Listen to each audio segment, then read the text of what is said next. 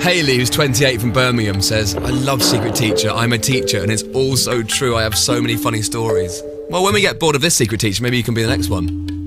Because this is a real teacher. The idea of this was to find out what it's like being a teacher in their first term of school, because we know what it's like to be a kid, and you're 11, you start secondary school, we know it's horrible, we know we've all been there. But we're trying to humanise these teacher demons. Because a lot of my friends are teachers, and you kind of go, well, they're just normal people. But they can't be because they're teachers. What? They have first names? They like music? What? So that was the idea of Secret Teacher. It's a newly qualified teacher, and so far we've had a whole lot of stuff from Secret Teacher. We found out that Miss Perfect is the nemesis. The Secret Teacher a couple of weeks ago let rip in class and blamed it on one of the kids. She had sweaty armpits once when she was writing on the whiteboard and all sorts of stuff. So this is week 6 of Secret Teacher. Hallelujah! We've broken up for half term. I didn't think anyone could be happier than me about this, but even my most grumpy Year 11s, whom I've had in detention all week, left the classroom with a "have a great holiday, miss," and practically skipped out the door. Ah, so it's half term, of course. It would seem that the closer the holidays got, the wilder the children's behaviour became. I cannot give you full details of all the occurrences, in case I jeopardise my identity as Secret Teacher. However, I will tell you about one particular pupil who took it upon himself to draw the male anatomy all over his textbook. No, that's classic. It is we've all been there. Whether it's been a textbook that's been passed down from the year 11s who have left. We've all been there. We've opened up a page of the Tricolore, the French textbook, and there's been a nice picture of a family going to the beach, and Pierre, the dad, has had a wanger drawn on him by someone. We've all been there. It's a classic school prank. Naturally, I gave him detention, during which I had him copy out and fully label a scientific diagram of the male reproductive organ in large scale on the classroom whiteboard. I then invited him to present his work to the head of year, making sure he explained in full the function of each part. Hopefully he learned his lesson. Oh, awful. The function of each part on the whiteboard.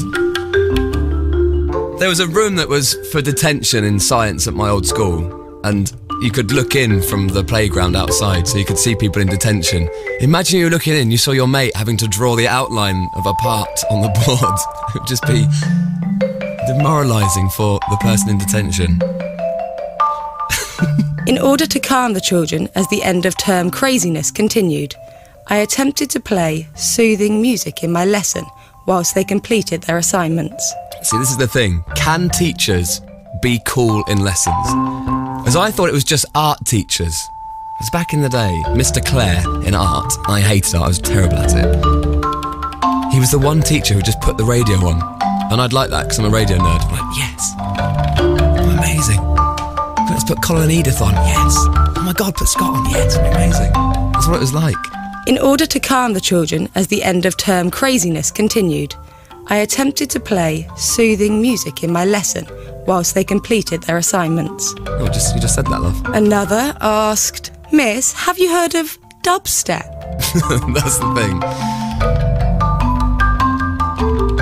Because people think that teachers aren't normal, and they're all 100, and they all listen to harpsichord music and have pet crows and write with a quill. That's what you kind of think about a teacher, but actually maybe some of them are cool, and some of them know about Rihanna, some of them know about this dubstep stuff. Do they? I really wanted to say to them that of course I know what and who they are, as I've had many a drunken night dancing to said music, but of course that would be unprofessional.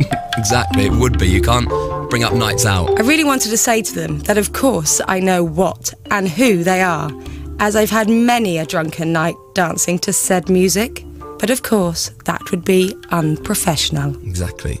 We don't want that. The final straw was when one student put up their hand and asked quite seriously, "Is this music from the war?" Like from Dad's army. It's not going well for her, is it? I promptly turned off Bublé's Crazy Love album and Great made album. them continue in complete silence. It's a great album. It is. There'll be more from our secret teacher next week, because they'll be back to school and half term will have finished. Zoe just says, did I miss secret teacher? Oh, Zoe. Yeah, just then. Chris in Southampton.